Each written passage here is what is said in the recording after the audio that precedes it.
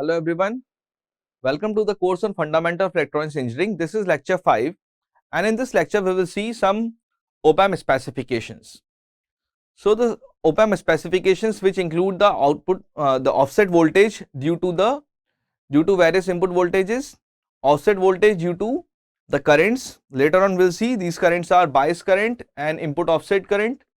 Next is the slew rate and the CMRR, common mode rejection ratio. So we will be starting with the first, which is the offset voltage and currents. So what we are already aware is that whenever the input terminal of the OPAMP is connected to the ground, the OPAMP output must be 0. But in practice, in practical circuit, the output of the OPAMP is not 0, it is some finite value which is called as the offset. Now this offset, which is also a kind of a error which is present at the output terminal of OPAMP. So we just want to see that what are the factors responsible for this offset voltage.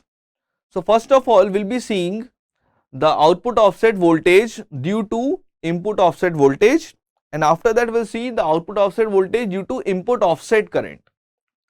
So the first thing, this output offset voltage due to input offset voltage. How can we read this? VIO. So input, offset, and finally we have the voltage, VIO. So first of all, let's say we have this VIO, some offset voltage VIO, which is available at the input terminal. So as we can see this configuration, if the voltage is applied at non-inverting terminal, so this configuration is a non-inverting amplifier, and the output expression for voltage is V0 equals to 1 plus RF divided by R1 multiply by the voltage, which is VIO. Let's say this is equation number 1. Now we are already familiar that output of this OPAMP is V0 equals to A times of VI. Later on we'll see that this A is nothing but the differential gain of the OPAMP. So V0 equal to A multiplied by VI. Now somehow if we are able to, let's say, calculate, this is let's say positive, this is negative, V in. So to calculate the value of V in, we need to calculate the value of these particular nodes. So first of all, Vi equals to VIO minus of the potential at inverting terminal. So potential of inverting terminal can also be calculated as that, since these are in series circuit, because no current is entered here. So if let's say this is V0, so we can say that the voltage of this terminal will be V0 multiplied by R1 divided by R1 plus RF, because it is a voltage divider circuit. So we just put here, instead of this we just put V0 multiplied by R1 divided by R1 plus RF. Now we just further simplify, this expression by taking V0 to the left, and we achieve that V0 equals to VIO A divided by 1 plus A R1 divided by R1 plus RF. Now if we assume that the gain of the OPAMP A is very high, because the gain of the OPAMP is of the order of 10 to the power 6. So this quantity is very high in comparison with 1. So what we can write, that this is output is equal to, nearly equals to VIO multiplied by A divided by A R1 divided by R1 plus RF. So this A will cancel with this particular A, and the output, which is now known as offset, output offset voltage. So V output offset voltage is equal to VIO multiplied by R1 plus RF divided by R1. So this expression basically is the relationship between input offset voltage and output offset voltage. So this is the effect of input offset voltage on the output offset voltage. Now before starting with the effect of input offset current on the output offset voltage, first we need to understand that what are input offset current, what are input bias current. So an input offset voltage will also result due to any difference in the DC bias current. So this IB negative and the IB positive, these are called as a bias current. So the current which enters into the input terminal of the op-amp is the bias current. For the ideal op-amp, these two current values are 0. But what happens is, since the two input transistors are never identical, they are not matched to each other. So each will operate at a slightly different current, means they are operating at a different operating point, and that's why the current values will be different. So IB positive and IB negative, they are of different values. So the input offset current, IIO, input offset current is nothing but the difference of bias current, IB positive minus of IB negative, which we are going to use while we will be seeing the effect of input offset current on output offset voltage. So how can we start? We can start something like this, that let's say we have two sources, two voltage sources. RC here is the compensation resistance, and we want to calculate what is V0. So we are utilizing the superposition theorem. Superposition theorem says that we just first see the effect of IB positive, IB negative multiplied by R1, the voltage source, where while this was absent, and next we'll be calculating the response due to the second source where first one is absent. So how can we start?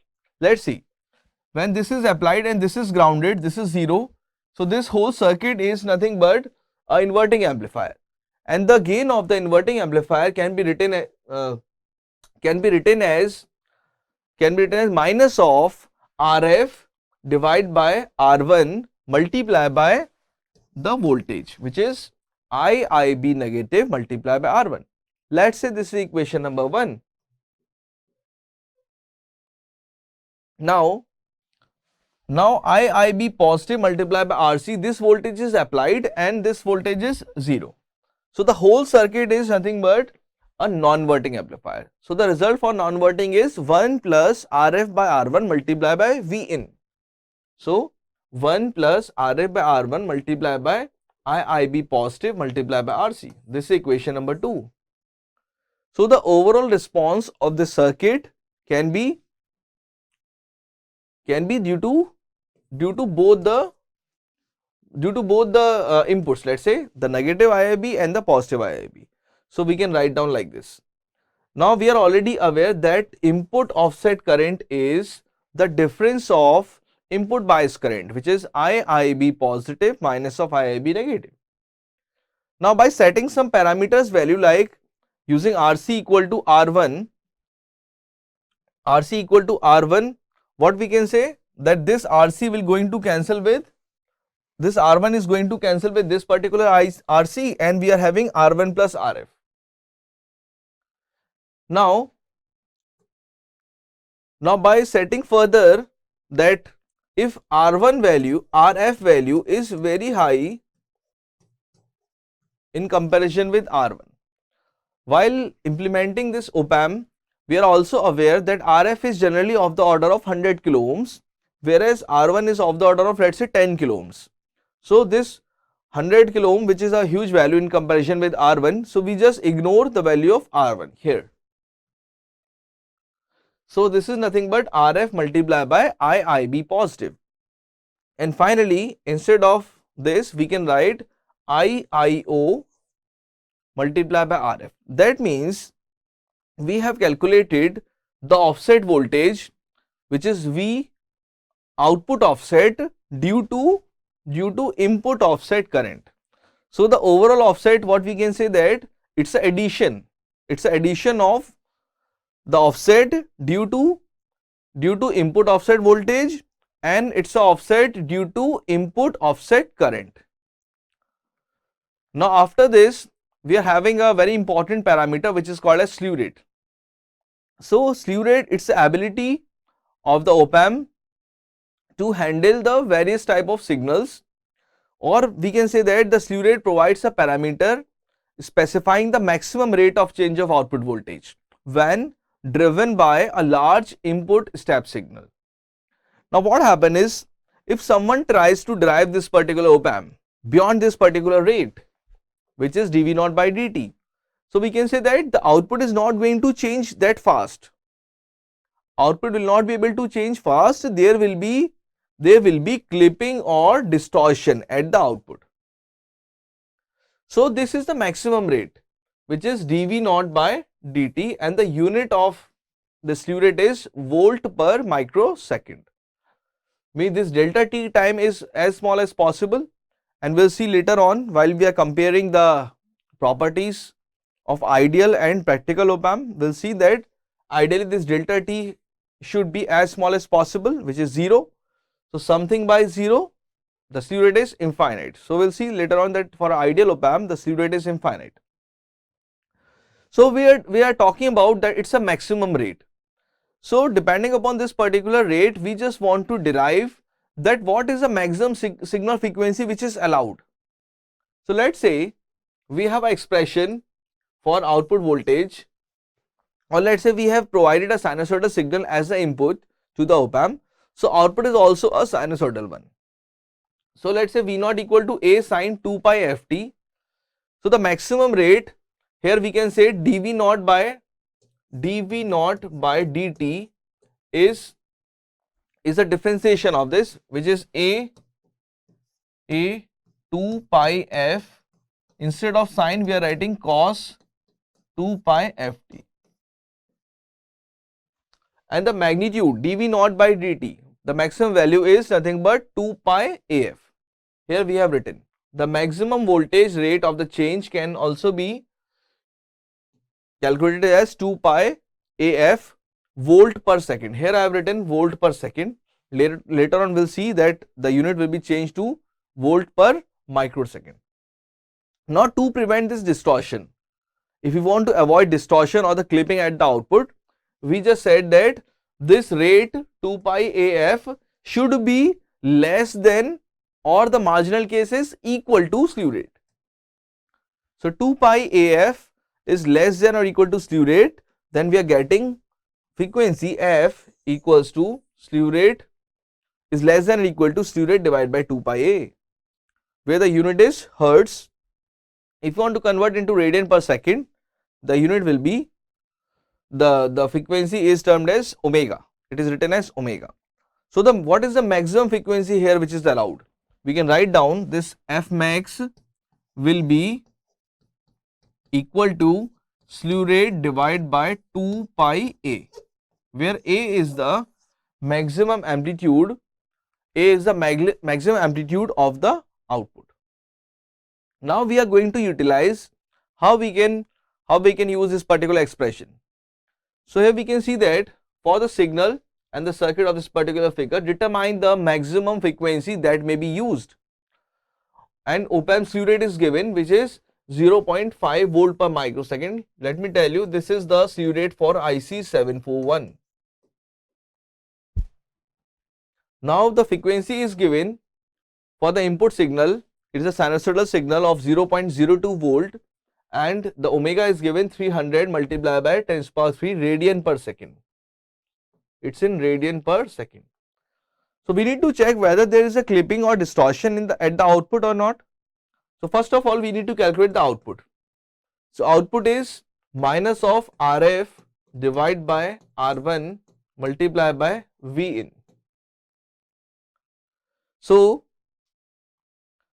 RF is 240 divided by 10 multiplied by 0.02. So the output is minus of 0.48, but we are interested in the magnitude of output, so we can make mod of V naught is equal to 0.48 volt. So 0.48 voltage signal is basically, it can be seen at the output terminal if there is no clipping, or if there is some clipping, so definitely you are not going to achieve this much amount of voltage at the output terminal. Now we need to check what is the maximum signal frequency which is allowed. So omega max or f max here, since the unit is radian per second, so I also calculate omega max, which is slew rate divided by V naught, magnitude of V naught. So if we'll solve this, we are getting 1.1 multiplied by 10 to the power 6 radian per second. So we can say that this signal frequency, which is omega, which is in 300 multiplied by 10 to the power 3 radian per second, is less than the maximum frequency allowed. This is the maximum signal frequency allowed. If we'll convert this, this value will be 1100 multiplied by 10 to the power 3 radian per second. Means if the signal frequency, if the input signal frequency is less than this particular frequency, there will be no clipping or distortion. If, let's say by chance, this signal frequency is less than 300 kilo radian per second, so definitely you are not going to achieve 0.48 volt at the output. Definitely there will be some clipping or distortion. Now, after this, we have a very important parameter which is called as CMRR, common mode rejection ratio. So first of all, before starting with CMRR, let us see this differential and the common mode of operation. So differential mode of operation is, the advantage of differential connection is that it is the circuit ability to greatly amplify signals that are opposite. Means the opposite polarity signals get highly amplified, whereas the same polarity signals will be very lessly amplified. Means the signal which are common to both the inputs will be less amplified, and the signals which are in opposite polarity will be highly magnified. So an OPAMP provides an output component that is due to the amplification of difference of the signal applied plus we can say the difference as well as the common type of signals. So we have the parameter which is called as common mode rejection ratio. So it's the ability of the OPAMP to reject the same polarity signals, whereas amplify the opposite polarity signals, which is common mode rejection ratio, CMRR. So first of all, let's say we have the differential inputs. So let's say VI1 and VI2, these are the input voltages applied at the OPAMP input. So VD is nothing but the difference of these two, VI1 minus VI2. This is called as differential voltage, VD. Now what is common input or the common mode voltage? Common mode voltage. So when VI1 and VI2 they are connected, so the average or the common of these two voltages will be the average, which is 1 by 2 VI1 plus VI2. So this is known as common mode voltage, and the previous one is known as differential mode of voltage. So the output of the OPAMP is nothing but V0 equals to ADVD, V0 equal to ADVD plus ACVC. So ADVD is the output due to differential gain, and ACVC is the output due to common mode gain. So here we have VD, VC, AD and AC. Now we just want to derive a small relationship between CMRR and the output voltage. So first of all, we are already aware that CMRR is the ability of the OPAMP to reject the common mode signals and to amplify the opposite polarity signals, and CMRR can be mathematically denoted as a ratio of differential mode gain to the common mode gain. Also the value of CMRR can be expressed logarithmically. CMRR equals to 20 log of AD by AC, which is something 20 log of AD minus of 20 log of AC. So for our practical OPAMP, for our ideal OPAMP, we can say that AC, the value of common mode voltage gain AC is 0, and naturally something by 0 is infinite, means the value of CMRR is infinite for the ideal OPAMP, whereas later on we will be seeing the comparison between the practical and the ideal OPAMP. So if we will take ADVD common here, so we are getting 1 plus 1 plus ACBC divided by ADVD. So V naught equals to, now instead of AC by AD, AC by AD, we are already aware that it's 1 by CMRR. So we have a final expression for the output voltage. So CMRR, common mode rejection ratio, it's the ability of the OPAMP to reject common mode signals and to amplify the opposite polarity signals. Or mathematically we can say that CMRR equals to AD by AC, where AD is a differential gain and AC is known as a common mode voltage gain. CMRR can also be expressed logarithmically as 20 log of AD by AC, which we can further write as 20 log of AD minus 20 log of AC. So what happened for an ideal OPAMP? The value of AC is very small. So something by, for ideally AC is 0, so something by 0 CMRR is infinite. So ideally for an ideal OPAMP the value of CMRR is infinite. Now we are just want to derive the expression for output voltage and CMRR. So we'll take ADVD common. So we are getting ADVD 1 plus ACVC divided by ADVD. Now instead of AC by AD, I am writing 1 by CMRR. So we are getting a final result which is V naught equals to ADVD 1 plus 1 by CMRR VC by VD. So what happen is, if we are having CMRR is given, if we are having some input voltages V1, V2 are given, then we are able to calculate what is the output. So based on this CMRR, we have one example that determine the output voltage of the OPAMP for input voltages of 150 microvolt and 140 microvolt with differential gain of 4000, and the CMRR values are given, which is, let's say, first case is 100 and the second case is 10 to the power 5. So first is we need to calculate the differential voltage, which is VD, VI1 minus VI2, 150 minus 140, which is 10 microvolt. Now VC is the common mode voltage, which is the average of both the voltages, means 150 plus 140 divided by 2. So here we are getting 145 microvolt. Now let's say by utilizing this equation, V naught equals to ADVD 1 plus 1 by CMRR VC by VD. We'll be putting the values of AD here, which is 4000, VD we have already calculated, which is 10 microvolt, 1 plus CMRR value is given, which is 100, and VC is 145 divided by VD is 10. So by setting these parameter values, we are getting the output, which is 45.8 millivolt. So this is the output when CMRR value is very small, which is 100. Now we just need to compute what happened when the CMRR value is very high, which is, let's say, 10 to the power 5. So instead of this 100, we are putting 10 to the power 5, and further we are going to calculate this. We can see that V naught is 40.006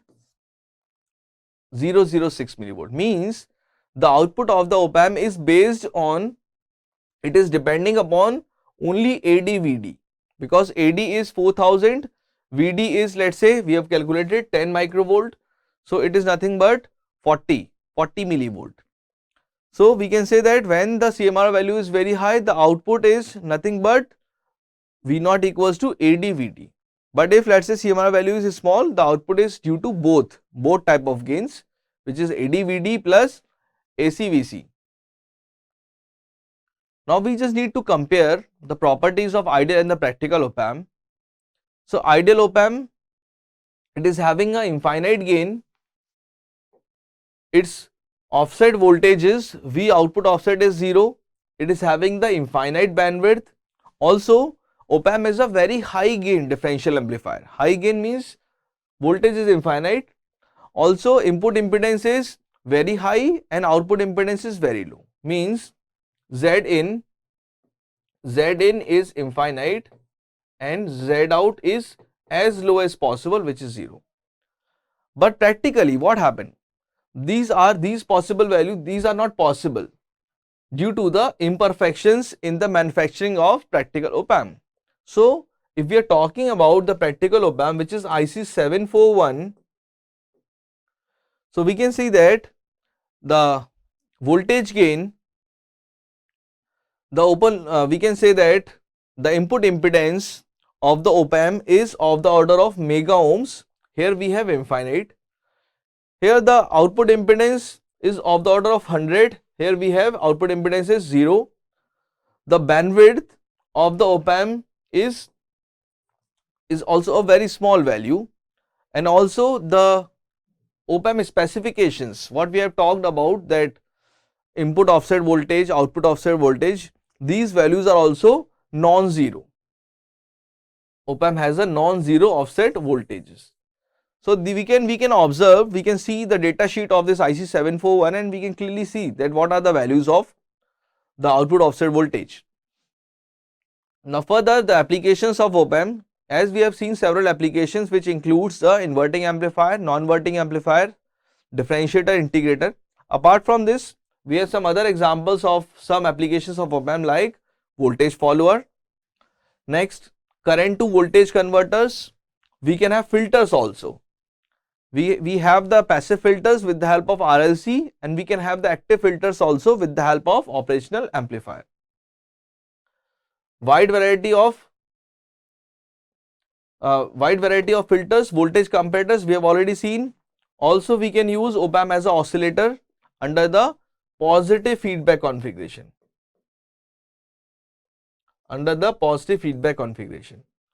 We have seen the active filters. Op-amp can also be used as a Smith trigger and the multivibrators. Multivibrators are nothing but the waveform generators. These are the waveform generators. So these are the several applications of op-amp. Now, these are the references. Thank you.